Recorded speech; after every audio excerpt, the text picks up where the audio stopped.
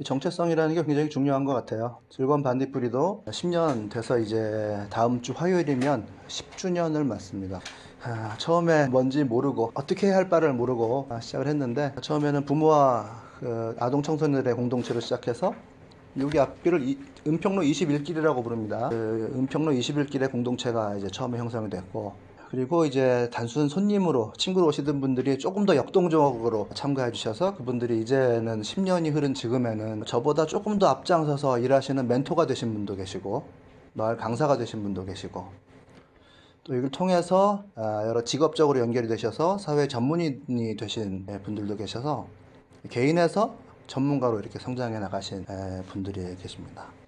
처음엔 프로그램 한 번, 두 번을 진행할 뿐이었지만 그렇게 협력이 되고 협업이 되다 보니까 이제는 기관들과 구청과 여기 복지관과 같이 함께 할 수 있는 그런 네트워크가 형성이 되었어요.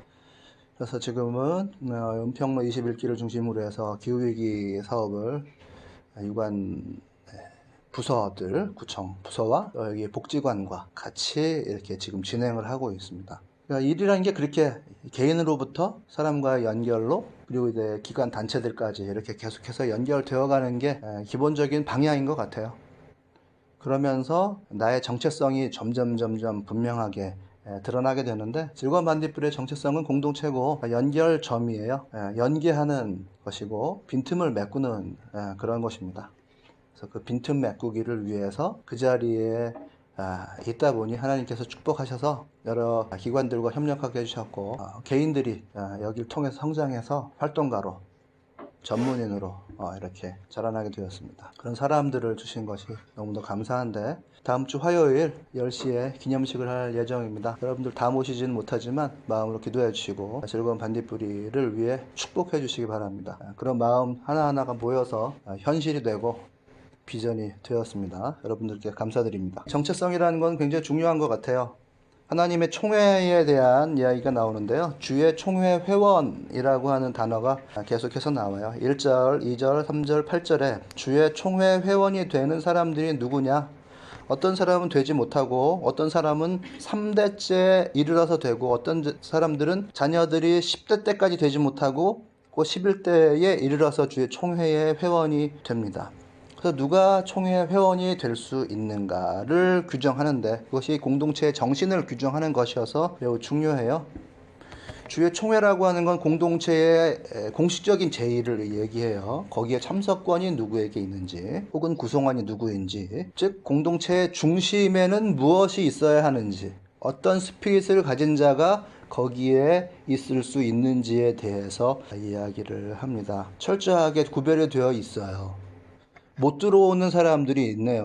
모압과 암몬 자손들은 못 들어온다가 되었습니다. 궁극적으로 10년 후에, 3년 후에 들어올 수 있는 사람도 있어요. 목표가 있는 거죠. 들어가야 되는 거예요. 결국 들어가기 위해서 어떠한 마음 자세를 가져야 되는지, 이러면 안 된다, 이러면 못 들어온다, 이러면 들어올 수 있다를 이야기하는 것이 이 신명기 23장 3장 1절에서부터 8절까지가 있어요. 1절부터 3절까지만 2절까지만 읽어보면, 신랑이 터졌거나 신경이 잘린 사람은 주의 총회 회원이 되지 못한다.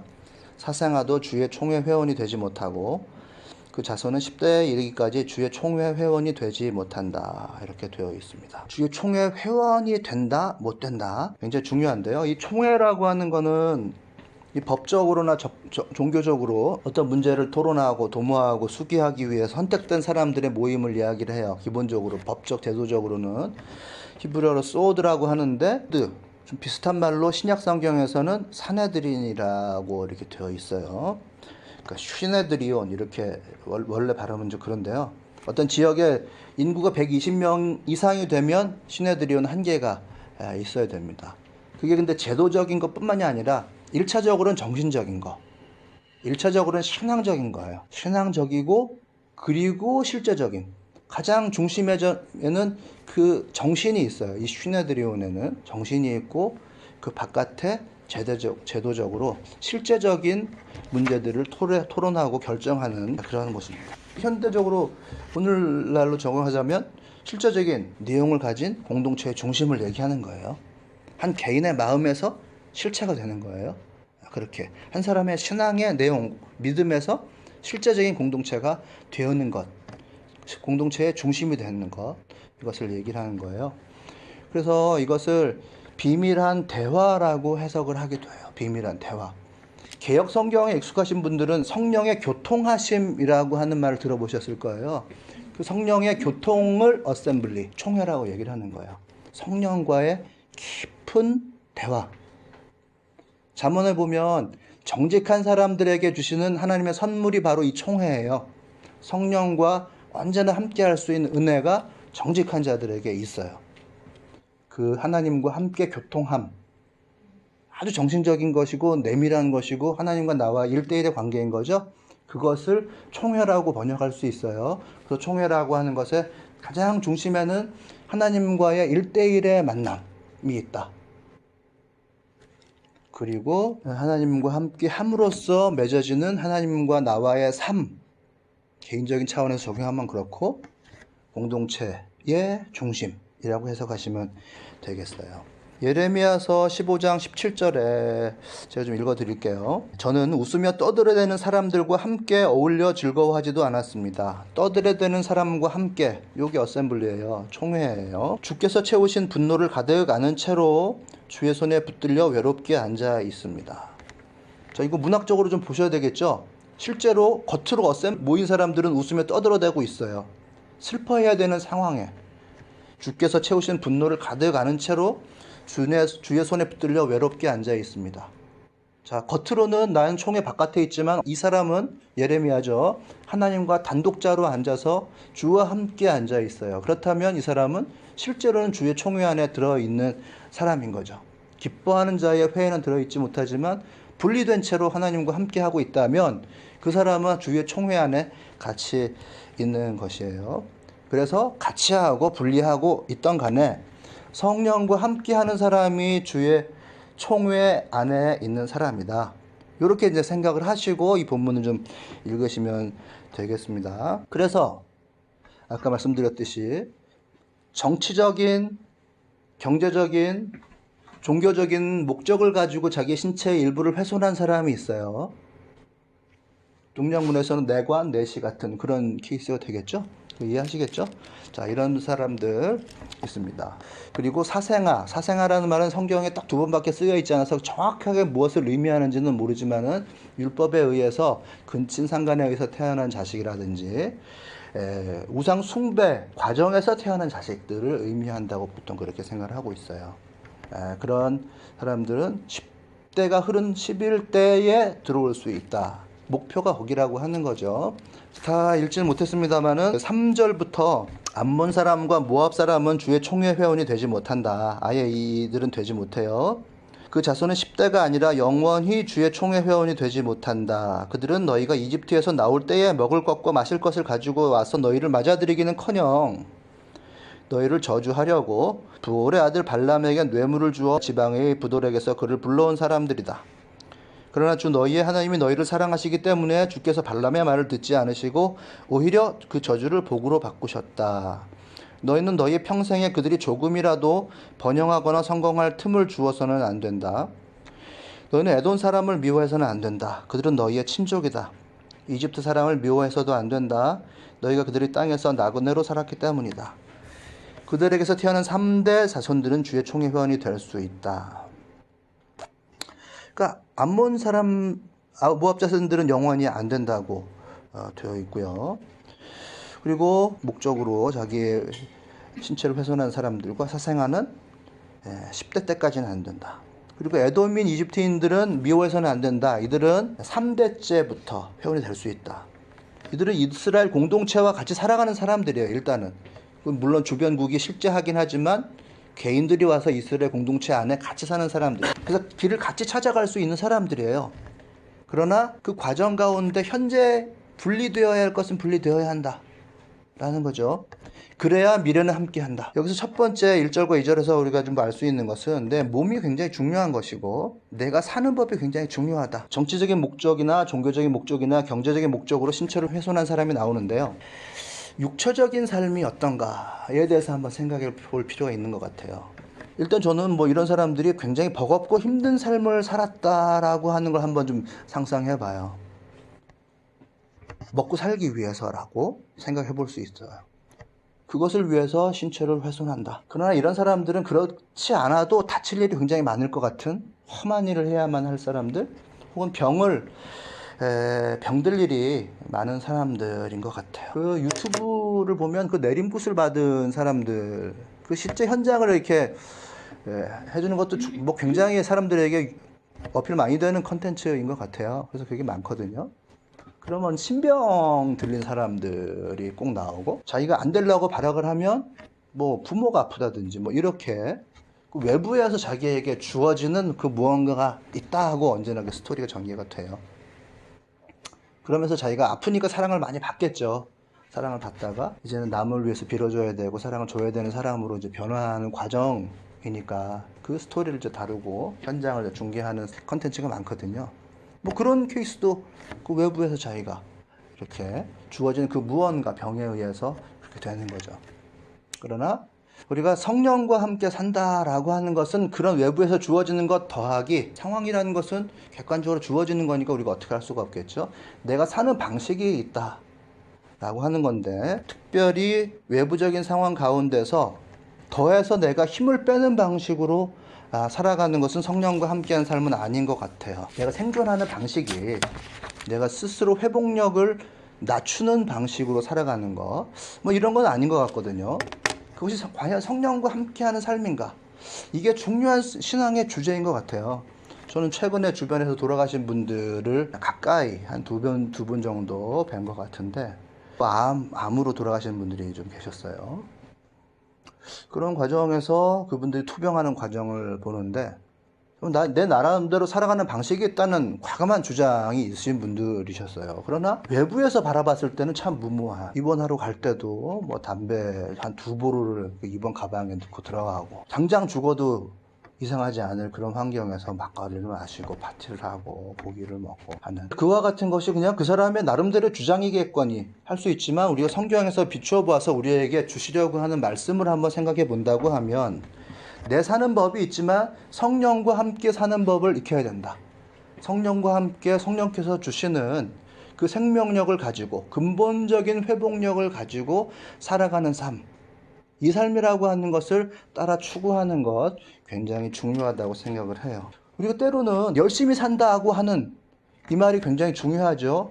이 현대사회에 사는 사람들이 시간 생활하지 않고 열심히 살지 않고 자기 몸이 고단하지 않을 정도로 살아가서는 안 되는 것이 일반적인 삶의 형태예요. 그러나 내 일상에서, 내 생활에서 그것이 정말 나에게 근본적인 이익을 주는지 생각을 해볼 필요가 있습니다.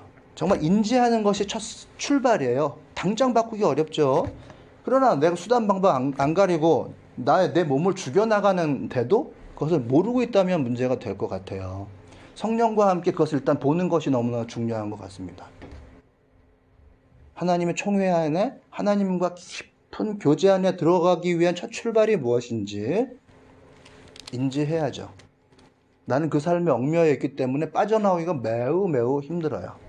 그리고 인지하기가 쉽지 않습니다. 성령과 함께 순간순간 들을 요량이 있어야 바꾸어지는 첫 출발이 되겠죠. 그래서 1, 2, 3, 4, 5, 6, 7, 8, 9, 10대에 가서는 들어갈 수 있겠죠. 은유적 언어예요. 결국은 그 방향으로 갈 수가 있을 겁니다. 지금 당장 왜 못 들어가 차별하냐가 아니라, 내가 묶인 내 몸이라고 하는 건 굉장히 중요하잖아요. 신앙을 가지고 있는 내가 몸을 가지고 살아가는데 일단 묶여 있어요. 결국 주의 총회 안에 들어간다. 하나님과 깊은 교통하심 가운데 들어가는 것이 결국 나의 목표인데, 그렇게 가기 위해서는 성령과 함께 성령의 말씀을 들을 마음이 있어야 그 방향으로 스타트를 할 수가 있다는 메시지를 들을 수 있을 것 같습니다. 그래서 균형 맞추는 게 중요하죠. 성령의 마음과 내 생활에 균형을 맞춰서 하는 것이 필요합니다. 그래야 또한 정직해져요. 내 삶은 요만큼 있고 정신은 높이 올라갈 수가 있잖아요. 내 삶이 따르지 못하는데 큰 얘기를 할 수가 있습니다. 사실은 정직하지 못한 거죠. 내가 할 수 있는 만큼 이야기하면 소박해요. 특별한 얘기는 아닌 것 같아요. 그러나 그것이 정직한 이야기입니다. 물론 세상을 좀 더 많이 아는 사람들이 있긴 있어요. 세상을 많이 알 수 있죠. 공부를 많이 하면. 그러나 때로 거기에서 오는 범죄가 있을 수 있다는 것을 생각해야 돼요. 상대방이 해준 말에 대해서 나는 잘 인지하고 있지 못한 것을 상대방이 얘기할 때 뭐 한심하다 생각할 수도 있을 거예요. 삶이 아니라 정신이 높이 올라간 사람들은 그럴 가능성이 좀 있어요. 넌 거기까지 생각하지 못했구나. 그러나 우리가 인정해야 된다. 내 몸과 생각이 같이 가는 한계가 어디까지인가. 생각은 멀리 갈 수 있지만 몸이 가지 못한다면 나는 전반적으로 균형으로 봤을 때는 요만큼이다 라고 하는 것을 인정하는 것. 내가 실천할 수 있는 정도까지만이 내가 이야기할 수 있는 정신입니다. 그래서 저는 성령과 함께 살아가는 것으로서 예배가 굉장히 중요한 것 같아요. 하나님을 예배함이 1순위 지향인가, 성령과의 사귐이 먼저인가를 점검해 볼 필요가 있습니다. 이 세상에서 중요한 게 많죠. 경제적인 것이 워낙 압도를 하고 있기 때문에 그 경제적인 것이 알게 모르게 무의식 가운데 1순위로 되어 있는 경우가 많아요. 또 이제 자기의 문화의식이라든지 문명의식이라든지 정치의식에 따라서 다른 것이 1순위가 되어서 장악하고 있을 수가 있습니다. 그러나 하나님과 깊이 교통하는 것이 1순위인지 점검해 보시기 바라요. 그래야 주의 총회에 들어갈 수 있다라고 이야기하고 있습니다. 기준을 하나님께 계속 두고서 부족한 부분을 계속 채워 나가려고 하는 것입니다. 몸과 마음을. 절대자를 마음에 모신다는 것. 굉장히 중요하고 또한 어려운 것이에요. 그 앞에 무릎 꿇는다는 것. 세상 다른 그 어떤 것이 아니라 내 안에 계신 절대자에게 무릎 꿇는다는 것처럼 어려운 것이 없어요. 그 앞에 무릎 꿇어야 주의 총회의 구성원이 될 수가 있습니다. 몸과 정신을 맞추어서 하나님 앞에 맞추어서 간다는 것, 그것이 바로 예배함이에요. 우리가 예배를 반복적으로 들은 이유가 바로 하나님의 정신에 맞추어서 나의 삶에 맞추어서 그것을 함께 굴려가기 위해서 하나님께 예배하는 것입니다. 그러니까 하나님께 예배함이 없이 하나님의 정신에 맞추는 것 없이 나의 성장은 가능하지 않다. 그러니까 내가 내 자신이 안 된다. 왜냐하면 나라는 존재는 내가 바라보는 이 개인은 내가 아니에요. 하나님과 함께하는 내가 진정한 나예요. 그렇기 때문에 하나님과 함께함, 예배함이 없이는 나의 발전이 없는 거죠. 나의 정체성 일부가 사라져 버렸으니까 더불어서 나의 일부가 훼손된 상태로는 공동체를 세워가기도 매우 힘들다. 그러나 그 예배라고 하는 것은 1차적인 접촉점임에도 불구하고 이제 그것을 생략하기가 매우 쉬워요. 그리고 착각을 하는 경우가 많이 있습니다. 이 공동체와 접촉을 할 때는 그 접촉뿐이지 하나 된 것은 아니에요. 공동체에 제일 처음 들어와서 접촉했을 때는 자, 이제 공동체에 내가 드디어 하나 됐구나 라고 이렇게 착각을 할 수 있어요. 그러나 사실은 그건 접촉을 하는 거예요. 접촉을 한 거. 제가 많은 기간 동안 사람들과 대화하고 만나보면 사람의 영혼이 너무나도 복잡하고 섬세해서 사람이 서로 같아지는 것이 굉장히 어렵다는 걸 발견했어요. 너무나도 미묘해요. 너무나도 섬세해서 서로 간의 영혼이 쓱 스쳐가는 것은 굉장히 쉽지만은 서로 하나가 탁 되는 것은 굉장히 오랜 기간을 필요로 하다. 혹은 오랜 기간이 지나도 그 영혼의 서로 다름이라는 것을 하나로 맞추기라는 것은 굉장히 어렵다, 불가능한 것이 아닌가, 뭐 그런 생각이 좀 들었어요. 그래서 하나 되기 위한 틀이 중요해요. 하나 되기 위한 틀, 프레임이 중요한데 그것을 저는 예배라고 얘기를 하고 있는 거예요. 서로 맞추는 것이 아니라 오직 진리이신 하나님께 맞추어서 거기에서 하나가 되는 거죠. 그거 없이 하나 되었다고 쉽게 생각하고 상처를 받았어요. 저는 그게 접착제예요. 하나님께 예배하는 것이. 같은 마음을 먹자. 그러나 마음은 하나 되기가 참 쉽지 않았습니다. 어떻게 뭉칠지를 잘 모르겠어요. 그러나 자기만의 프레임이 다 있습니다. 그게 자기의 영혼이고 자기의 칼라예요. 하나님을 예배하는 것으로만 하나가 됩니다. 우리 안에 계신 하나님, 서로 간에 하나님, 그 성령님과 함께하는 것으로만 하나가 돼요.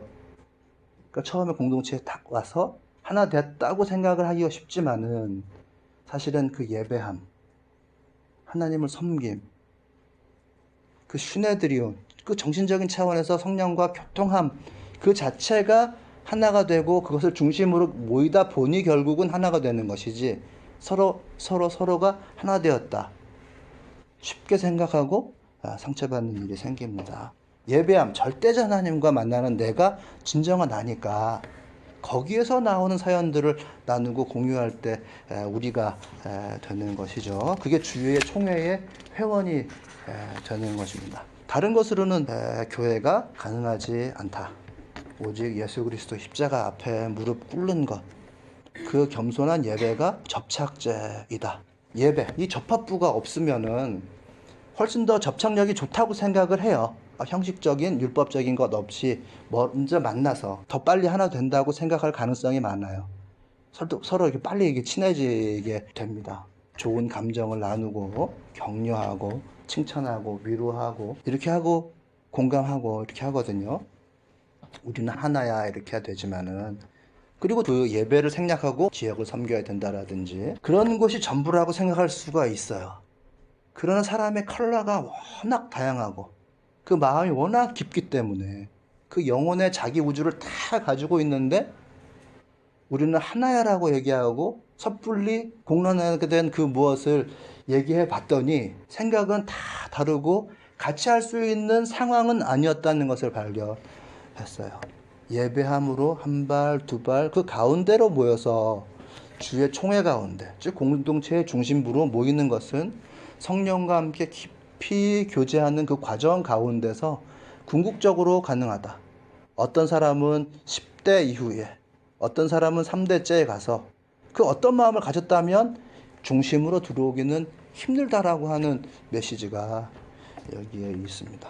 그래서 그 예배 드리는 것이 중요하고, 믿었더니 배신당했다 이럴 수 있는데 예수 안에서 10대가 지나고 3대가 지나서야 내 마음과 네 마음이 하나로 모일 수 있다라고 얘기하는 이 메시지가 바로 그런 얘기예요. 그 주의 총회에 들어갈 수 있다. 그 예배 이후에 성령님과 깊이 교제한, 다르건 같건 웃고 떠드는 모험에 있건 분노에 차서 있건 간에 성령님과 함께하는 그 삶 가운데 나의 몸과 정신이 균형을 이루고 내 부족한 것을 하나님의 말씀에 따라서 채우는 그 과정 가운데 결국은 궁극적으로 주어지는 선물이 주의 총회의 구성원이 되는 것입니다.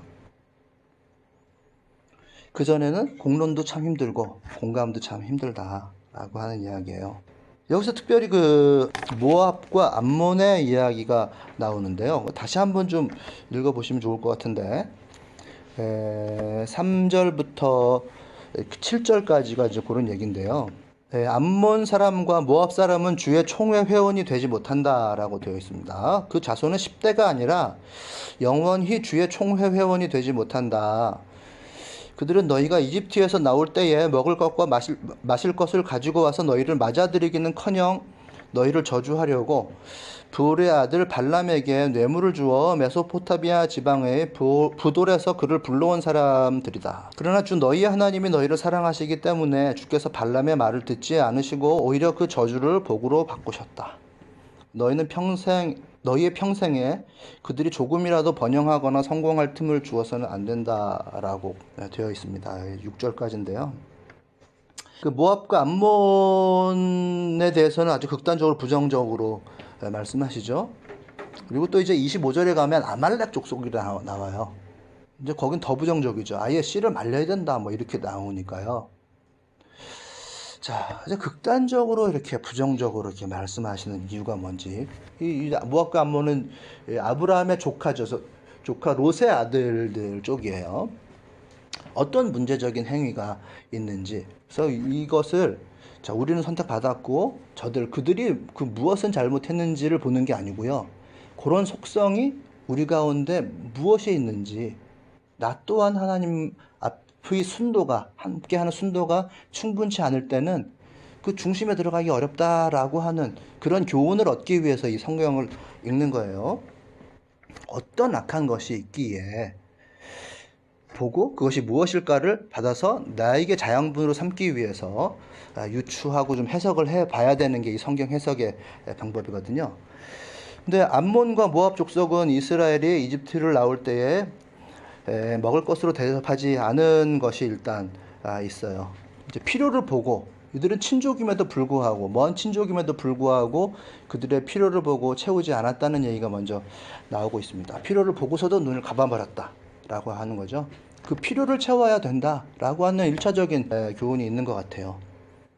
그래서 필요를 계속해서 채우는 자는 그 공동체에서 꼭 필요한 자가 되죠, 저절로. 우리 공동체는 처음에는 마음이에요. 처음에는 마음을 가지고 공동체가 되죠. 신앙을 가지고. 하나님과 함께하는 그 신앙을 가지고 공동체가 됩니다. 그리고 나서는 그 과정이 있어요. 그래서 그 과정 중에 일부를 얘기하는 건데, 내가 필요를 채우는 사람이 되어야 한다라고 하는 거죠. 그 필요를 채워야 필요한 자가 되고 공동체의 필수 요원이 될 거예요. 먹을 것, 마실 것을 가지고 대접하는 자. 여기서 꼭 먹는 거, 뭐 이런 것만을 얘기하는 것이 아니겠죠. 그 어떤 자기의 달란트를 가지고 필요를 채우는 자가 될 것인지. 없으면 불편해지는 존재가 되어야죠. 그래야 공동체의 중심에 들어갈 수가 있을 겁니다. 따뜻한 말 한마디로 환영해주는 것으로 필요를 채울 수도 있어요. 또 물질적인 것만 생각하지 마시고, 매일매일 밥을 해주다가 어느 날 딱 갑자기 밥을 안 해주면 굉장히 불편해질 거 아니겠어요? 그런 필수 요원이 되라는 거죠. 공동체를 위해서 그러려면 자기를 개발해야 됩니다. 처음에는 마음으로 이제 하나가 돼요. 그래서 공동체의 초기 단계를 경험한 많은 분들은 일단 거기까지 나아가는 데까지 가지 못하고 그 마음의 부분에서 실패하고 공동체가 조금 더 느슨하고 허술했으면 좋겠다라고 얘기하는 분들이 있는데, 공동체가 조금 더 앞으로 나아가기 위해서는 필요를 채우는 단계가 꼭 필요하거든요. 그 필요를 채울 때에 자기의 있는 것을 가지고 채우게 되는데, 그것이 개발돼야 되는 거죠. 내가 공동체에 필요가 있는 존재가 되어지는 것, 그 과정이 매우 중요해요. 그 마음만으로 공동체가 되어지는 것은 아니라는 것을 일단 얘기하고 있는 것 같아요. 자, 그거 한 가지가 분명히 있고요. 그리고 또 하나, 본문이 특별히 주목하고 있는 부분은 그 뒤에 좀 나오는 것 같습니다. 특별히 본문 주목하고 있는 그 부정적인 관계는 저주라고 하는 단어에 있어요. 맞아들이기는커녕 정반대거든요. 너희를 저주하려고 부올의 아들 발람에게 뇌물을 주어 메소포타미아 지방의 부도로에서 그를 불러온 사람들이다 라고 하는 거예요. 이 저주라고 하는 것은 말 그대로 저주고 욕설이기도 하고 주문을 걸어가지고 사람을 꼼짝 못하게 하려고 하는 것을 의미를 해요. 이스라엘을 저주하기 위해서 멀리 메소포타미아 지방에 있는 선견자 발람을 불러와요. 이미 이스라엘은 모압 땅에 들어가 있는 상황이고, 모압 땅을 공격하려고 하는 게 아니라 거기에서 강 건너 서쪽편 여리고를 점령하기 위해서 준비를 하고 있는 그런 상황이었어요. 직접적인 전투가 모압과 벌어진 건 아니에요. 그러나 모압 왕 발락은 그 상황을 굉장히 위협적으로 느꼈기 때문에 이들을 저주하려고 발람이라고 하는 선지자를 불러서 네 군데 높은 산을 돌아다니면서 높은 데서 아래를 내려다 보면서 이스라엘을 보면서 저주를 해라. 그러면 대가를 주겠다. 이렇게 성경에서는 이야기를 하고 있습니다. 이 저주라고 하는 것, 특별히 내뱉은 말의 어떤 효과, 위력이라고 하는 것이 고대 사회에서는 굉장히 큰 것이었어요. 하여튼 뭐 저주든 축복이든 간에 입을 통해 내뱉어진 말은 그대로 응하는 힘을 가졌다. 이렇게 생각을 했습니다. 그래서 내뱉어진 말에 의지해서 발람은 이스라엘을 내려다보는 산꼭대기에서 저주를 해달라, 대가를 주겠다, 이런 상황에서 불려온 것이거든요. 그때마다 하나님께서는 막으셨어요. 또 저기로 옮겨가서 저주해라. 자, 저기로 옮겨가서 다 하나님께 물어봐라, 저주를 하실 수 있는지 해서 4번을 돌아다녔습니다. 그 산꼭대기에서 어떤 군사력보다 더 큰 힘을 가지고 저주를 퍼붓도록 발람을 초대한 것이에요. 그렇게 의도를 했어요. 많은 대가를 약속했음에도 불구하고 발람은 저주를 하지를 못해요. 하나님께서 하지 못하게 막으셨습니다. 여기에서 하나님께서는 너희를 사랑하시기 때문에 그 발람의 말을 듣지 않고 오히려 그 저주를 축복으로 바꾸셨다라고 되어 있습니다. 이 저주라는 거요. 저주. 입으로 뱉은 말. 이것이 있으면 공동체의 중심에는 영원히 못 들어온다. 이렇게 좀 우리가 한번 해석을 해볼 수 있을 것 같아요. 뭐 공동체에게 위해를 가할 수 있다. 악한 말. 더군다나 이거는 너희의 평생에 그들이 조금이라도 번영하거나 성공할 틈을 주어서는 안 된다라고까지 이렇게 쐐기까지 더 박는 거죠. 이걸 아주 개인적인 차원에서 해석할 수도 있어요. 악한 말에 나 개인의 악한 말의 습관이 발붙일 여지를 주지 말아야 된다 라는 메시지를 읽을 수가 있습니다. 말이라고 하는 건 결국은 한 생각에서 나오게 되는 거예요. 한 생각 탁 일어날 때 그게 문제를 일으켜요. 사람이 힘들어지는 것이 한 생각을 잘못하기 시작하는 데서부터 시작을 하거든요. 그러나 그 생각이라고 하는 건 곰곰이 생각해 보시면 습관이에요. 습관. 똑같은 문제 100가지를 지적할 수 있고 똑같은 것을 보고 좋은 거 100가지를 얘기할 수 있어요. 말 습관. 생각의 습관입니다. 그 싹을 여기서 잘라야 된다고 얘기를 하는 거죠. 성장 동력이 떨어지는 걸 전 많이 경험했습니다. 그게 자기 안에 갇힌 거거든요. 갇혀서 꼼짝도 못하게 되는 거예요. 숲에도 길이라는 게 있어요. 이런 작은 산에도 길을 벗어나면 사람이 지나가기가 굉장히 힘들고 깜깜한 어두운 밤에는 다 찔리고 다칠 정도로 이 숲이라고 하는 게 무서워요. 그냥 놔두었을 때 꽉 올가매서 꼼짝도 못하게 되는, 이것을 절대로 틈을 주어서는 안 된다. 번영하거나 성공할 틈을 주어서는 안 된다. 뭐냐? 모압과 암몬이 한 거, 저주, 입으로 뱉은 말 하지 말아라 하는 것입니다. 하나님과의 관계에서 하나님의 마음을 보는 것은 거대한 바깥을 보는 것이고요. 그 생각, 말에 갇힌 것은 자기 안에 갇혀 있는 거예요. 거기서 성장 동력이 없습니다. 그래서 자기 자신에 대해서 걱정하기보다는 개인적인 차원에서 얘기하자면 감사하는 게 맞죠. 감사. 걱정하지 말고 감사하는 게 딱 그냥 결론부만 얘기하면 걱정하지 말고 하는 것보다 감사하는 게 100번 나아요. 자기가 걱정을 바꾸어서 감사할 수 있는 어떤 중요한 도구가 있다면 적극적으로 활용하셔가지고 그렇게 하는 게 나아요. 뭐 좋은데 숲에 가서 이렇게 산책하면서 마음이 감사가 우러난다면 자주 하시고, 노래를 들어서 찬양을 계속해서 마음에 기쁨이 생겨난다면 걱정보다는 감사를 하는 게 좋아요. 정확한 분석이나 이런 거 허황된 소리를 하라는 게 아니고 걱정보다는 감사가 100배 낫습니다. 싹을 잘라라, 성공하거나 번영할 틈을 절대로 주지 말아라 하는 얘기가 바로 그거예요. 자녀들 보면 의뢰 걱정되는 부분이 많죠. 자녀를 보고 감사하는 게 훨씬 낫습니다. 내가 알고 있는 진실일 일이 있잖아요. 진짜로 그러니까 걱정하죠. 현실이 그러니까 걱정하죠. 진실과 현실은 걱정스러운 거 맞는데요. 걱정하지 말고 감사해야 됩니다. 왜냐? 주 너희의 하나님이 너희를 사랑하시기 때문에 주께서 발람의 말을 듣지 않고 오히려 그 저주를 복으로 바꾸셨다. 현실, 진실보다 하나님의 의도가 더 중요해요. 그리고 사건을 만드는 건 하나님의 사랑이지 내가 바라보고 판단하는 그 진실 절대 아닙니다. 그 현실이 아니에요. 그것이 나에게 걱정거리가 되고 분석할 수 있고 대책을 세울 수 있도록 하는 데까지는 굉장히 좋고 필요한 것이죠. 그러나 그것에 묶이는 것이 아니라 감사하고 하나님의 사랑이라고 하는 것을 오히려 받아들이고 하나님과 함께 깊이 교통하면 보는 관점이라는 것은 완전히 달라질 수가 있어요. 걱정이 아니라 감사하는 것이 훨씬 더 좋습니다. 절대 그 악습이 발을 붙이지 못하게 해라. 번영하거나 성공할 수 없게 해라. 그리고 이거를 개인적인 차원으로만은 해석할 수가 없어요. 왜냐하면 너희는 너희의 평생에 그들이 조금이라도 번영하거나 성공할 틈을 주어서는 안 된다.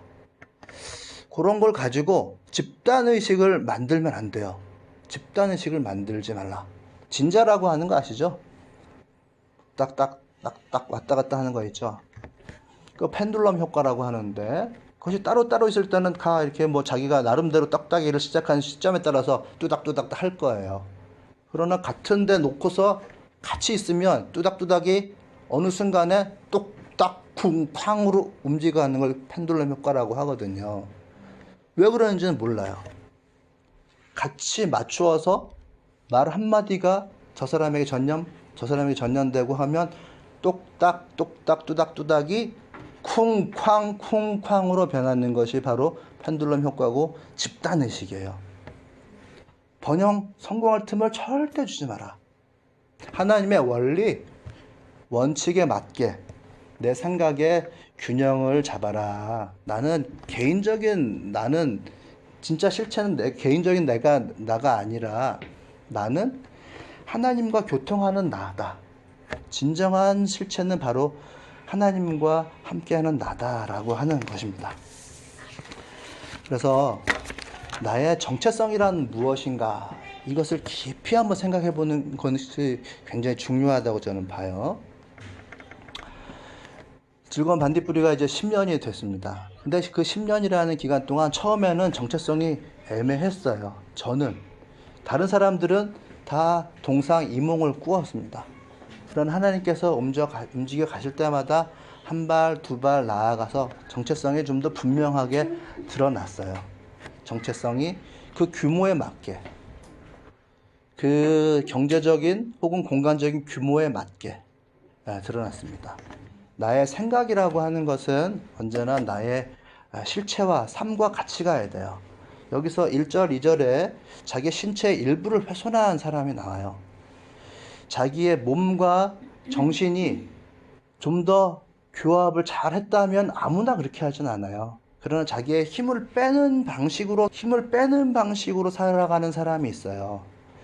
어떤 사람은 마음을 편하게 하기 위해서 술을 한 잔 마실 것을 2잔 마시고 3잔을 마셔요. 마음이 편한 대신에 몸을 망가뜨리는 거죠.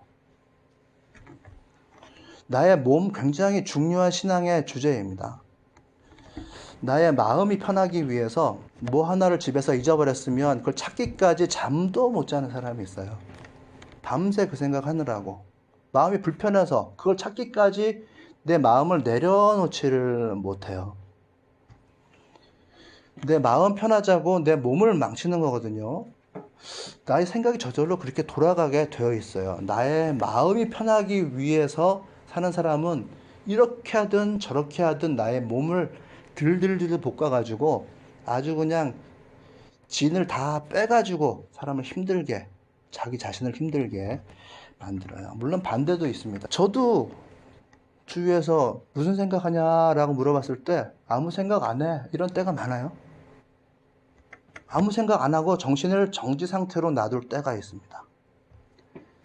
자, 정신이 어떤 데는 활성화돼서 정신을 위해서 몸을 망칠 때가 있고, 어떨 때는 자기 몸을 위해서 정신을 그냥 정지 상태로, 활성화되지 못한 상태로 놔둘 수가 있어요. 그 어느 경우도 정상적인 상태는 아니에요. 하나님께서 원하시는 그것에 중점을 두고 둘이가 균형을 맞추어 가야 됩니다.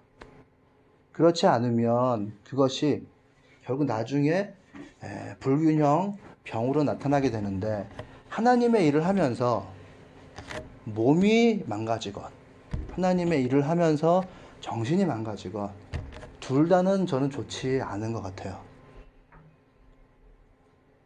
두 개가 한 발 한 발 균형을 맞추어서 가면 그 조화 가운데서 하나님께서 주신 그 삶을 부드럽게 살아갈 수가 있습니다. 그러나 자기의 생명력을 빼는 방식으로, 정신의 생명력을 빼든 몸의 생명력을 빼든 자기 스스로 자기를 뺀다, 이런 삶을 살아가는 것은 하나님께 성령님과 함께 동행하고 발맞추어 가는 삶은 아닌 것 같습니다. 자기가 힘들어지는 건 2가지가 있어요. 바깥에서 외부적으로 자극이 오는 거, 힘든 상황이 오는 것 하나가 있고요. 그것에 맞대응하는 나의 방식, 나의 살아가는 방식이 근본적인 회복력을 가진 삶으로 슬슬슬 바람이 빠지는 방식으로 살아갈 것인지, 하나님께서는 우리의 주의 총회에 우리를 부르셨을 때 그 조화를 가지고 부르시는 거예요. 그 조화를 가지고 하나님의 중심 앞에 중심으로 점점점 들어가는 그런 삶을 원하십니다. 그 가운데서 나의 정체성이라는 것이 생길 수가 있습니다. 두 개가 조화가 될 때 나의 정체성이라고 하는 것, 전체 통합적인 통섭된 정체성이라는 것이 생겨납니다. 그것을 위해서 우리가 하나님과 함께 해야 되는 것이고, 하나님과 함께 하면 좀 더 큰 정체성, 좀 더 깊은 정체성이 거기에서 생겨나게 되고, 그 정체성은 이제 굴러나갈 거예요. 가면서 계속해서 하나님 앞에서 좀 더 날카로운 모습으로, 좀 더 다양한 모습으로 정체성이 형성되어 가겠죠. 그 주의 총회에 들어가서 한 공동체의 중심에 들어간다는 것은 결국 개인적인 차원에서 그 정체성을 좀 더 분명하게 확보하는 것, 그리고 그것이 공동체적으로 드러나는 것, 이런 것을 의미하는 것입니다.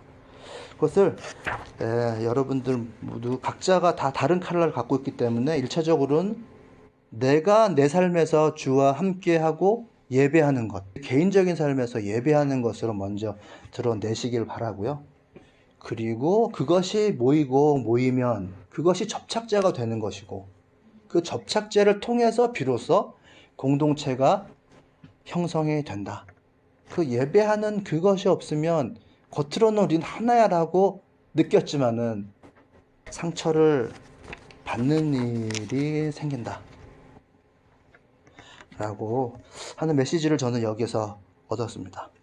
네, 오늘 말씀 이렇게 마치겠고요. 하나님의 총회에 들어가서 하나님과 끊임없이 교제하는 삶을 이어가시기 바랍니다.